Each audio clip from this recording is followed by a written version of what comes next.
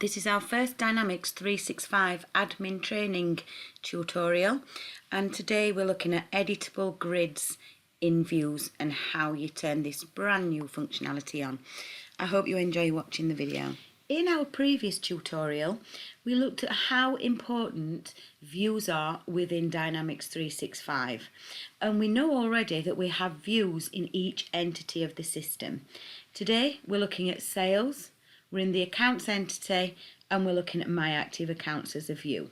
And we can see in here, I can click on various accounts. I can hyperlink through and open an account or a contact, but I can't edit this data inline. I can't on the fly just go in here and change that phone number without going through to the record card itself. So what we're going to look at is how we turn on this new function to enable us to carry out something so key as being able to edit data inline in this view. So if we go up to sales, I'm going to go across to settings and then customizations, and unless you've got an administrator role, you won't be able to get in here. You'll have to ask one of your administrators to turn the function on. We're then going to go into customize the system, and then we're going to open entities and click on the account entity, as it's the views in that entity that we want to turn into editable grids. Once we've selected the accounts entity, you'll see that we get 3 tabs that open on the top of the screen, and I'm going to go to the last one, controls, and you can see by default we've got Microsoft Dynamics 365 read-only grid, but if we click on add control, click on enable grid and then add, we can change that setting, and we're going to just tick the web option and enable editable grids in the web application only for now. What I want you to also notice is that we've got group by column, which also becomes enabled by default when we turn on this functionality. So I'm just going to save, update that entity. Once we've made our changes, we can click on publish to publish the changes to the entity, and once that's completed, we can then go back and have a look at what we've actually done to change how our view will work in the future. Okay, so everything is now saved and published.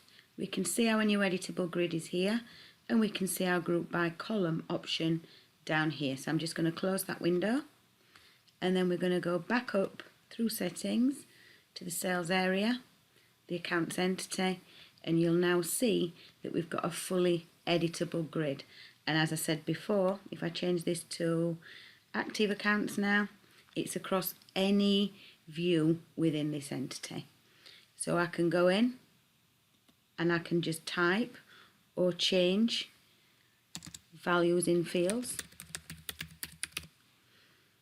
I can add a new primary contact to an account, and it will give me a lookup box listing the various contacts that I have in the database.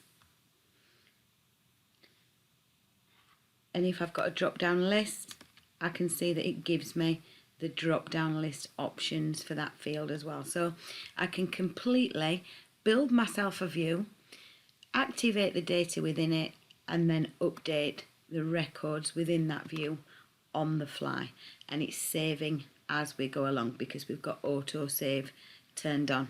Or we can click on the little save button here, save our changes, and then give the data a refresh.